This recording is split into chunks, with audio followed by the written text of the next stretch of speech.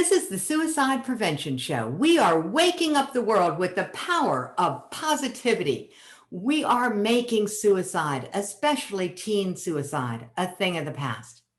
And I am super excited to be sharing with you today our guest, none other than Les Brown. Les Brown is one of those people that I could just listen to talk forever. We're not going to have forever, but we are going to have enough time that you can ask questions. And we're going to go into self-motivation, the 3 keys you need to succeed. And when Les Brown talks about success, listen up. There might be something here you're going to want to write down. So Les, wave your magic wand, turn on your camera, join me. Here we go. Yay! Magic! Hello, how are you? I am well. I am so excited to see you. It's been such a long time. I know it's only been about a year or so, but still it feels Yes. Well, I enjoy listening to you. You're so powerful. Thank you very much for having me here. It's a pleasure. And yes, congratulations to you for the work that you're doing and the difference and the impact that you're making on the planet. This is something that's needed now more than ever before. As you are aware, before the coronavirus, in the United States, the suicide rate increased by 32%. And it has gone up higher since then. And we've had young people as young as 5 years of age to commit suicide. So what you're doing, the work that you're doing and teaching people how to, what I say, that's major in lowering the suicide rate is to distract, dispute, and inspire. Let me share with you what I mean by that. How people live their lives is a result of the story they believe about themselves. I was on Clubhouse the other night, and a young man came on and said, "Mr. Brown." I said, "Yes. I've been waiting 17 years for this." I said, "You have?" He said, "Yes." He said, "I was going through a tough time and I wanted to take my life, and I put the gun to my head and I pulled the trigger and it didn't go off. And then I heard your voice in me and it stopped me. I heard you say, life is God's gift to us. And I decided that I was not going to destroy this gift that had been given to me by God."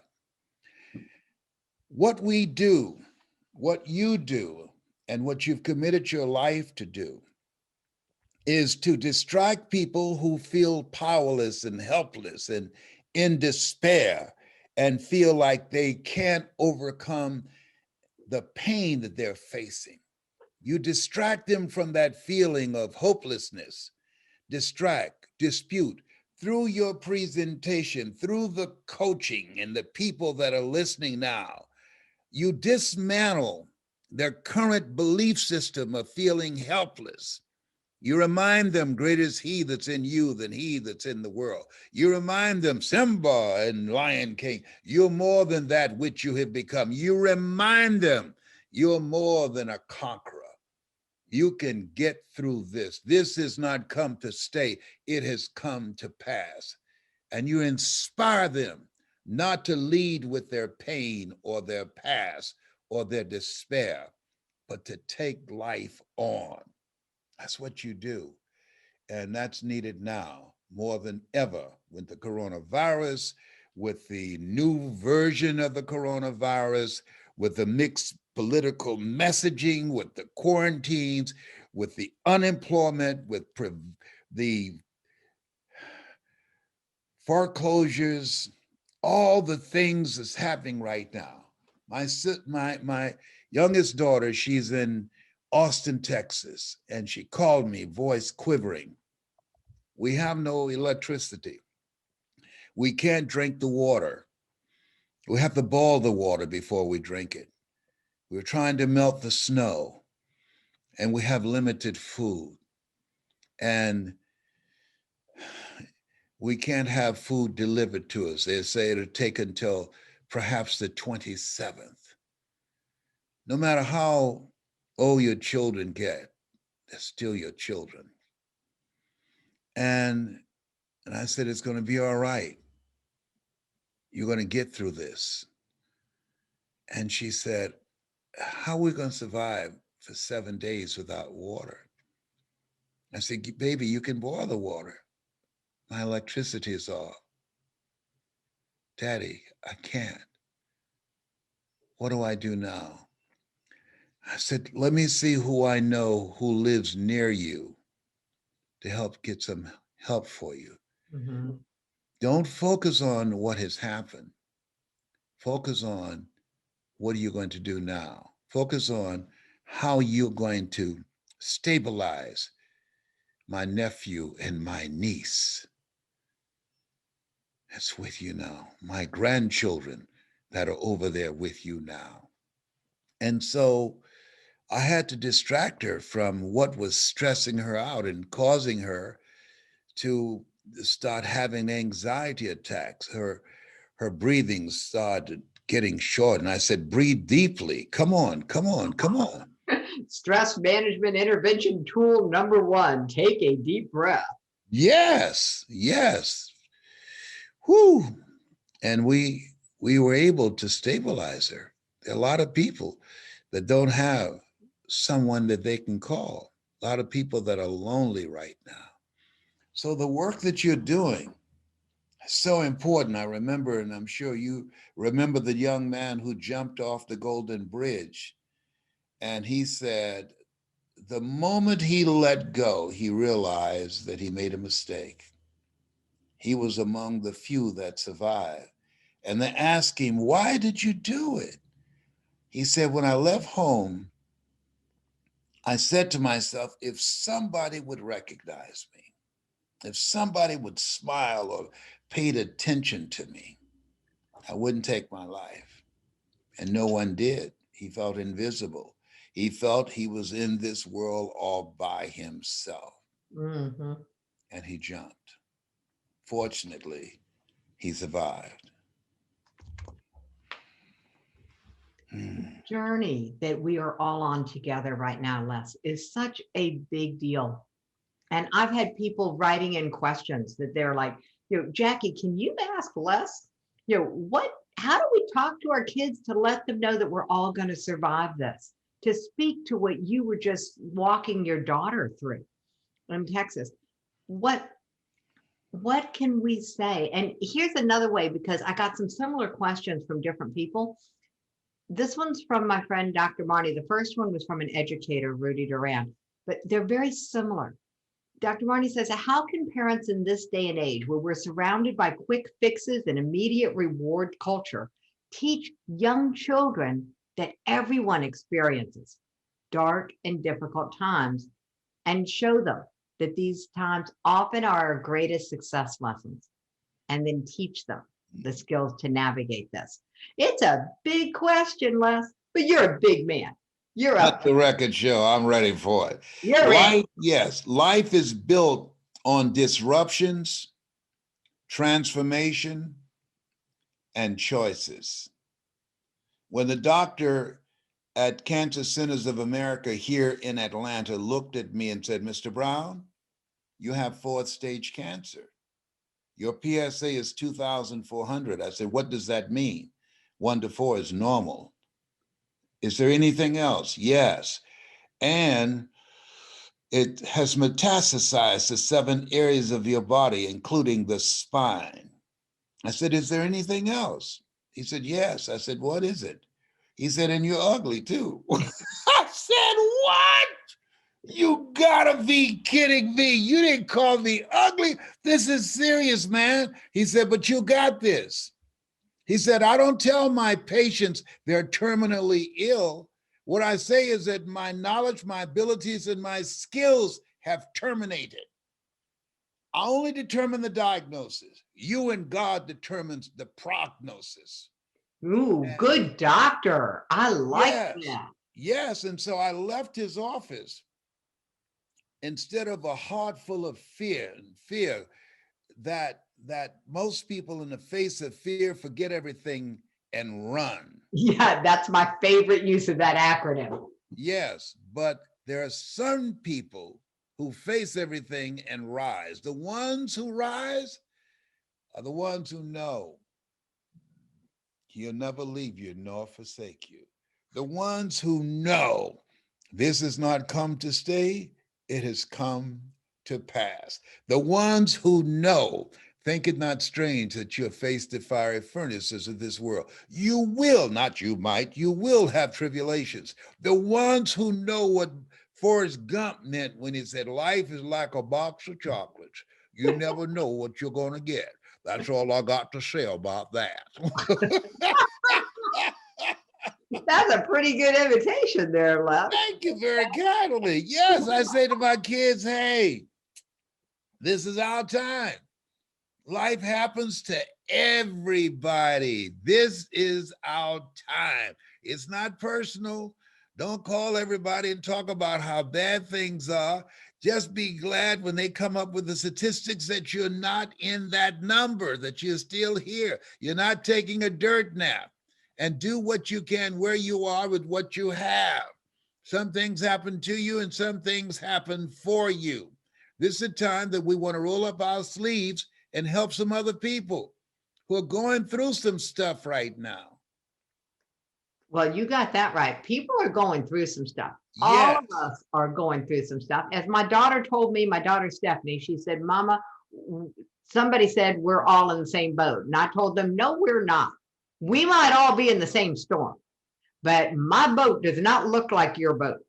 And so we're not all in the same boat. But right now, globally, for the first time since the flood, we are having a common global human experience. And the challenge is that we don't know how to come together as a world. And we barely know how to come together as a family sometimes.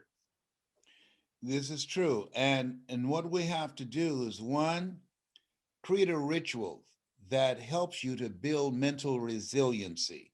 When I get up in the morning, I say, all things work together for good for those who love God and for those who are called according to his purpose. And then I say, Lord, whatever I face today, together, you and I can handle it.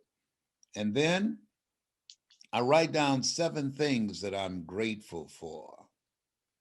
And then I review the things that I wrote the night before, what I want to get out of the day, so that I will be focused on what it takes for me to keep moving and not get paralyzed in fear about what has happened. God has not given us a spirit of fear, but a spirit of power and of love and of sound mind. And the next thing is, what I do is I encourage people to create collaborative, achievement-driven, supportive relationships. Whoa, that's a mouthful. Start that again. Collaborative, achievement-driven, supportive relationships. I have friends that we talk about what we're going to do now in the midst of this, and when we come out of this. And we send memes back and forth to each other to laugh. There's nothing as powerful as laughter. Laughter is a lubricant for the mind. So we laugh a lot. That's very important. 1 minute of laughter is very important. Will boost your immune system for over 24 hours. 1 minute of anger and fear weakens your immune system for 4 to 5 hours. So I watch old comedies, Lucille Ball, I Love Lucy, Jimmy and Randy, good night, good night, good night, good night, Miss Calabish, wherever you are. I watch Groucho Marx and Funny Things, Richie Pryor, all of those kinds of things to put my mind in another place. And I don't watch the news because they say garbage in, garbage out. No, garbage in, garbage stays. Yeah, we're not computers. No, it stinks and it shows up in your attitude and your mindset, and it will frighten you. I was so frightened one day, I sneezed, nobody's in the room but me, and I ran out. They came back spraying Lysol, said, did I get everything? I have a squirrel. I speak squirrely now, named Tyrone. And he's taught me how to talk to other squirrels outside my window. I don't go anywhere. I practice social distancing. Even from the squirrels. I hear you. That's right. That's right. Yes. So we have to work at it because this is new. We've never been here before. We want to acknowledge that it's real and that we can handle it. Something Robert Schuller said, tough times never last, but tough people do. We're stronger than we give ourselves credit for being. That's an interesting point, because one of the other questions I've had that was given to me was, we've got a culture that says we've got to be seen as strong. We can't admit weakness, especially for men. And so if someone is struggling with suicidal thoughts and they're afraid to actually seek help or even talk about it with anybody, because there could be consequences. They're afraid they'll lose their job. They're afraid that they'll be in a 72-hour hold. They've got real legitimate fears. What can we say to them that will help them just ignore the stigma and get the help? First of all, if you think about killing yourself, you will lose your job anyhow. That is fault. Okay. But maybe they're not quite that far along. Here's what I say to people. Ask for help, not because you're weak, but because you want to remain strong. And ask for help and don't stop until you get it. Most people won't ask for help because of pride. Pride cometh before a fall. Because of ego. Ego means edging God out. A young man the other day committed suicide. He invested in some type of financial scheme and he thought he had lost. He killed himself and his family found out he had won. And he took a temporary situation and made a permanent decision on how he was going to address it. Well, When we look at things, there's a gentleman who received the Nobel Peace Prize for this. He said, when you're going through a crisis, when you look at it, he said, don't make any decisions at that time because it's not as bad as you think that it is. Sometimes we need to back up, get still, be still and know, and put it in perspective. Rather than react, we want to respond. Lord, grant me the serenity to accept the things that I cannot change, the courage to change the things that I can, and the wisdom to know the difference. You have a valid point, and there's a question here, because when it comes to kids, they don't have the ability to pause. They don't have a prefrontal cortex that's fully developed, not until they're over 24. And so how can we, or what do you think would be a way to help the teens? Because I've been listening to experts and interviewing experts for 2 days. And what we're starting to discover is that the current isolation, the current remote learning is actually creating developmental delays in our kids because they're not getting the connections that we need to actually thrive. And so when they come out of this e-learning environment, the remote learning environment, and go back into the classroom, they're not going to be mentally and emotionally as far along as they would have been. What can we give them? What would help them to be able to catch back up? We have to figure it out. We don't know. We've never been here before. That's true. So we have to figure it out. What do we do now? No. If we can figure out how to go to the moon, when I was a kid, to illustrate that something was impossible, you would say, we have as much chance of doing that as a man going to the moon. Oh, I remember that. Yeah. We can't say that anymore.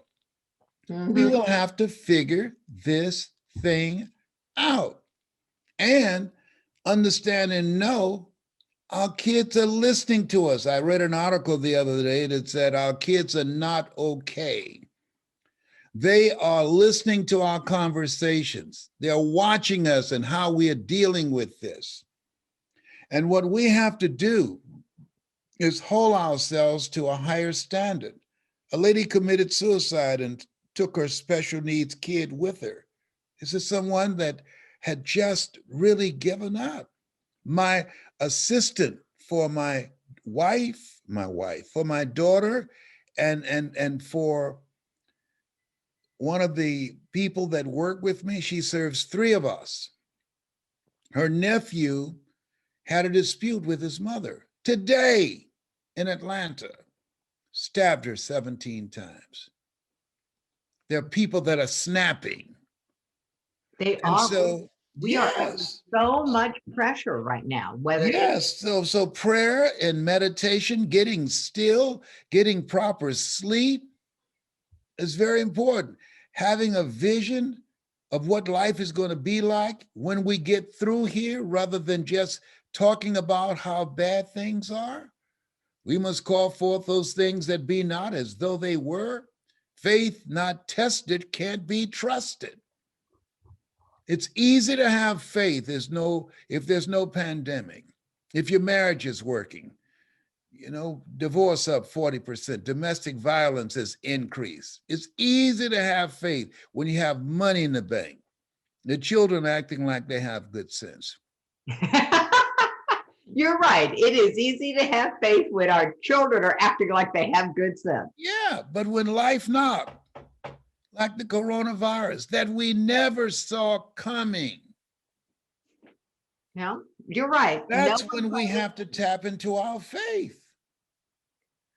So many people are questioning their faith rather than tapping into it less.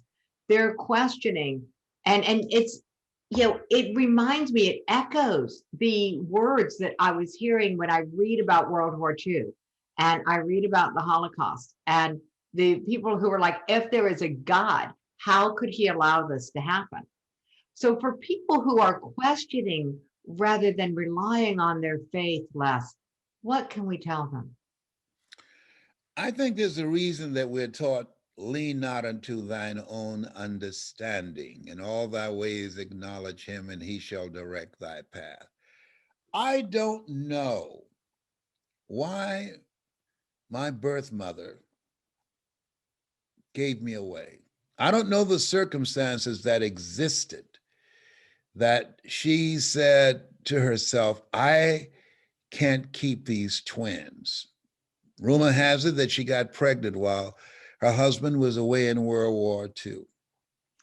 And the best thing she did for us is waited.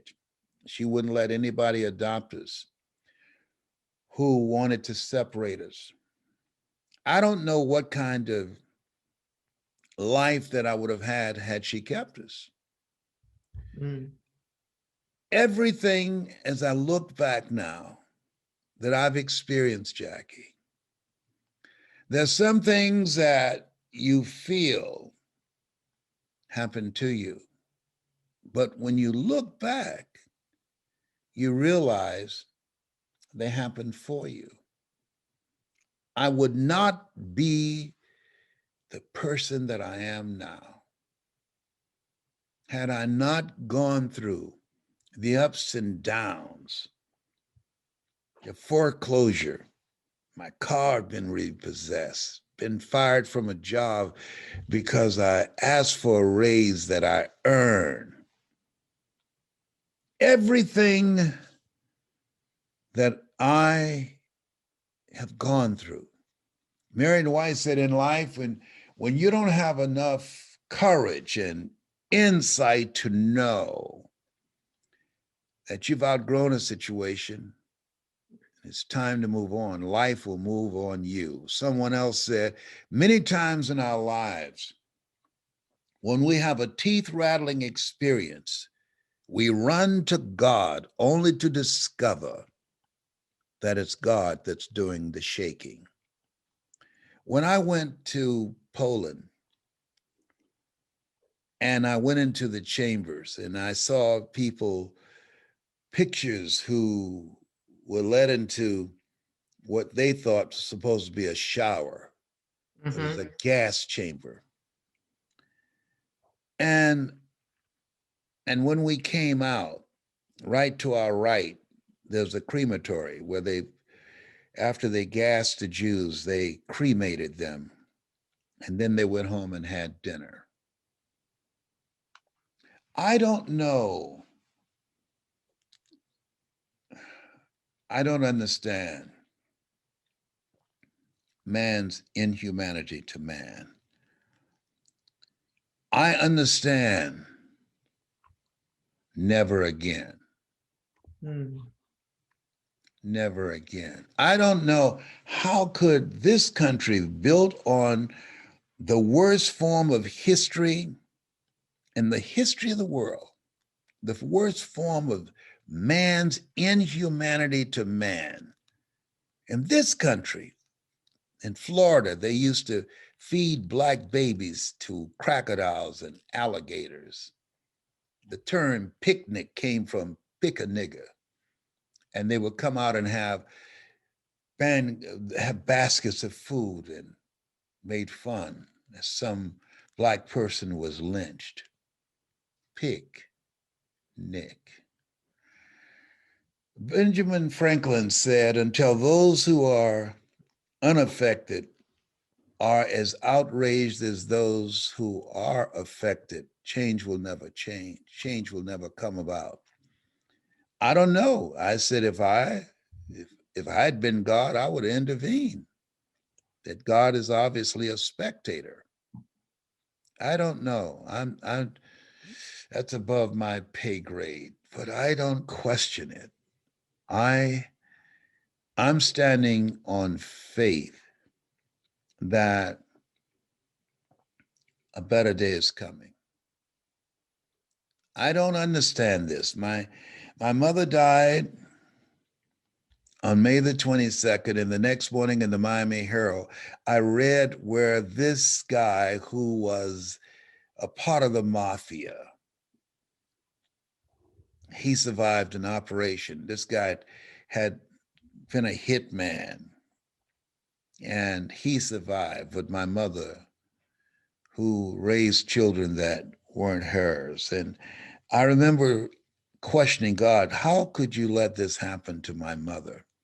And then I remember Shadrach, Meshach, and Abednego. He said, my God is able to save us, but if not, we still won't bow. And so I decided, as I was holding my mother's lifeless hand, Lord, I wanted you to save her, and I know that you could have, but you didn't. And I still won't bow. I still believe. I still believe. It hurts. I will miss her. But I'm reminded of what the poet said, if you but knew where I stepped, you will wonder why you wept. We all have an expiration date. And I thank you for the time that I spent with her. Thank you. I won't focus on that she's gone. I'll focus on that she was my gift from you. That might actually be the solution. What if, instead of focusing on what we lost, we focus on what we were gifted, that we might have even taken for granted Yes. before it was taken from us? Yes.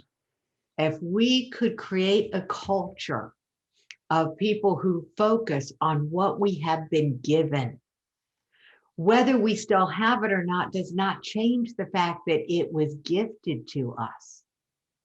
Everything that we have that we love so much, we believe that we created this. And the reality is that we didn't create the system. We're just playing the game that somebody else set up. Absolutely. Life is God's gift to us, and how we live our lives is our gift to God. Oh, I remember reading that quote. Les, you are one of the most quotable people that I have ever had the pleasure of interviewing. Let's talk in quotes for just a minute. All right. Because you are known as the man of quotes on leadership and on motivation. You probably have hundreds, if not thousands of them. They pop up everywhere. When it comes to our current need to come together, to come back together as a tribe in our families, as a tribe in our communities, as a tribe in our country, as a tribe in our world. What would you tell people? Evil prevails when good men and women do nothing. We have seen a level of evil unleashed in this country for 4 years. And when something happens, there's the perpetrator, there's the victim, and there are the witnesses. And the question is asked, which is the worst? And the answer is the witnesses. Because at any point in time, they could have intervened and said, this is wrong. This is wrong. And they were silent. So this is a dangerous time for us, a very dangerous time, because hatred and power and corrupt thinking is more important to most of our political leaders than their values, than the sense of morality and what is right. And what we have to do is continue to stand up. What we have to do is to continue to, when I was in radio, I had this saying, stand up for what you believe in because you can fall for anything. I remember when a story about Bob Marley, he was interviewed by a reporter, and Bob Marley had been shot. And reporter asked him, you are Bob Marley. Why did you do this concert tonight? You could have taken off. And Bob Marley said, people who do evil in the world don't take a day off. Why should I? And we have to work harder to live a life that will outlive us, to leave a legacy. We have to understand the words of Horace Mann, who said we should be ashamed to die until we have made some major contribution to humankind. We must understand the words of Leo Tolstoy, the Russian author, who said, as I face inevitable death, what in the meaning and purpose of my life that will not be undone or destroyed when I'm gone? So we should be building a legacy, working in a spirit of optimism to leave the world in better shape than how we found it. What an awesome thought that we could, and maybe it's a possibility that we could take our eyes off of what is immediately in front of us that feels like a struggle and put our eyes on what is the legacy that you want to leave? What is the legacy that you want? What is it you want to be remembered for? And I've seen exercises, where you write your own eulogy or you write what you want people to put on your tombstone as a way of getting this conversation started. But I don't think they go far enough, Les. What can we do to help people go one step further? Not what do you want to be remembered for, but what do you want people to still be doing and living after you're gone?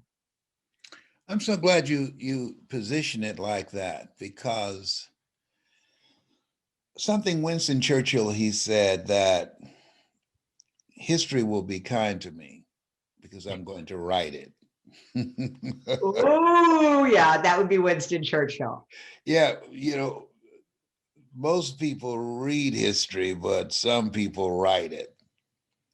And I think that we should acknowledge the reality that we have the power to write a different script to change the course of history, that we were chosen for being here at this point in time, that you were chosen 1 out of 400 million sperm, that you are a masterpiece because you're a piece of the master. What history? All right, let's just take it personal. What history do you want to write? I told my kids if they tell them that I have died, sneak into the funeral home. Don't let them embalm me for 3 days and put a microphone in my hand. If I don't grab it and say, you got to be hungry, say, Dad is gone, and put on my tombstone, I aspired to inspire until I transpired. I aspired to inspire until I transpired. So what's the legacy, Les, that you want to No, leave? not transpired, expired. Yeah. Excuse me. Yeah. Oh, there we go. Okay. Yeah, I aspired to inspire until I expired. Now Yes, go that's ahead. the quote from Les Brown that I know. Yes, I aspire to inspire until I expire. Yes. Now that and I thought maybe you were going a different way with this one this time, and No, I just gonna thought jump about into the it. fact that life is built on disruptions and transformations. And I just turned 75 February the 17th. So Mhm. sometimes things run together. Well, you and my guy are gentlemen of the same age, Mm, so I get this.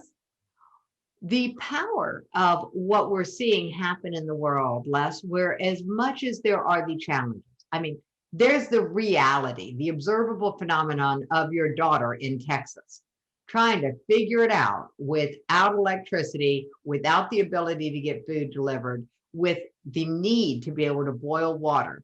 And that's a reality. So we're living in these times where there are some things that are realities.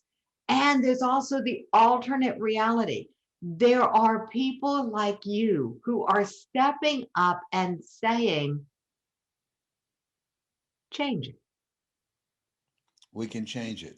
We can change it. We've been given authority and dominion over everything.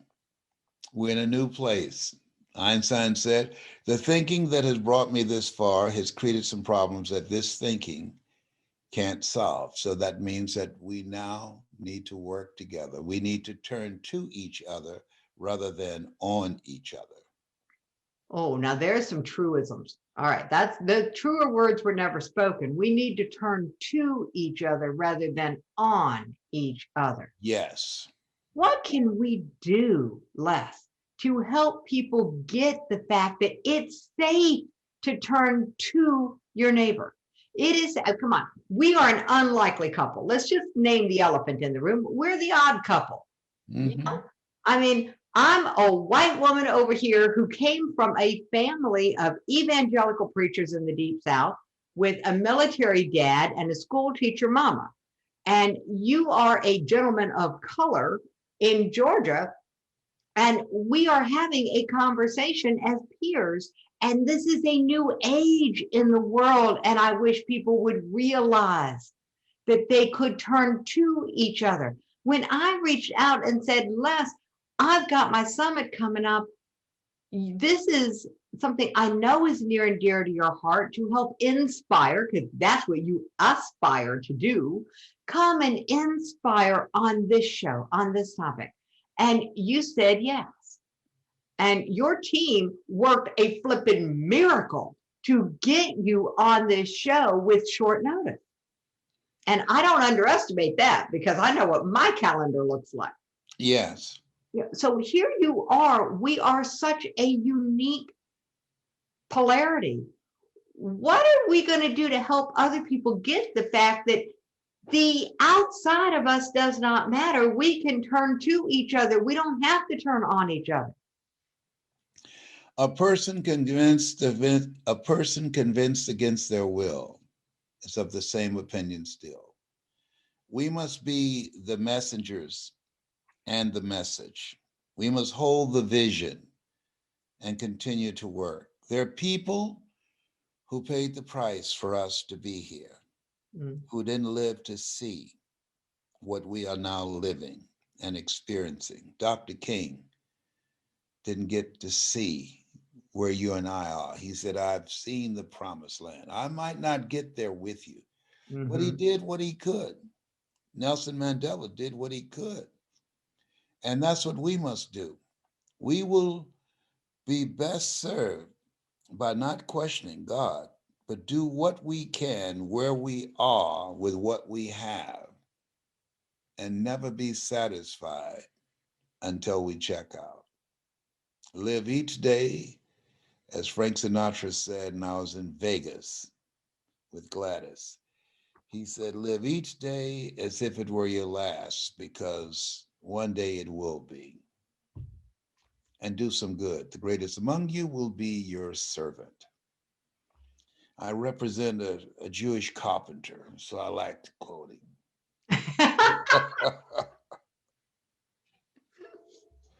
You know, you do quote him very well. And having, like I said, my grandpa was an evangelical preacher. So I listen to you and I am taken back into the preaching days of my world. And it was a moment in time when I got the fact, and for some people, this might be hard to hear, but I got the fact that if prayer is asking God a question, then meditation is listening for the answer. And the moment that I heard a lay preacher say that from the pulpit, I realized this is why I struggle to meditate. I didn't want to hear the answer because it might call me to do something that I'm a little uncomfortable with, like talk about my daughter's suicide attempt. I avoided the conversation with God because I did not want to hear what God wanted me to do. If you were going to inspire someone to go ahead and listen to the guidance of God, what would you say to them? I would say, listen to the still small voice within. There are things that we will never be able to get our minds around. Never. And we want to live a heart-centered life. Be directed by our heart to know that whatever happens in this thing called life, that things are going to work out, either here or on the other side. I think that the people who lay their lives on the line, like Mahatma Gandhi, Albert Schweitzer, Dr. Martin Luther King, Mother Teresa, all the people that have gone before us who fought for a world that they did not get to see, but they had hope in their heart. And that's what kept them going. When there's hope in the future, that gives you power in the present. We must never lose hope. Ooh, that's a quotable. When there's hope in the future, there is power in the present. Yes. That's a lovely way of stating it. You know, now I got something going on in the chat where a gentleman is saying that he intends to help frustrated and overwhelmed city schools eradicate bullying, and that we have to stop blaming parents and lack of money and eradicate bullying. He believes if we can do that, attendance and graduation rates will improve. What do you think about this? What do you think? He's got his hand raised. So I think that all of us, all hands on deck, we should all step up and do what we can to play a role in eliminating that in our culture, because we can. And so now they're signaling me for the other Zoom I've got to get on. Oh, got it. Yeah, well, Yes. there we go. You are going from one event to the other. And let me tell you what, I just want to say again, Les, thank you so very, very much for making the time to join us tonight. Thank you for the work that you're doing, the light that you're bringing, and the blessing that you are to so many. I appreciate you. God bless you.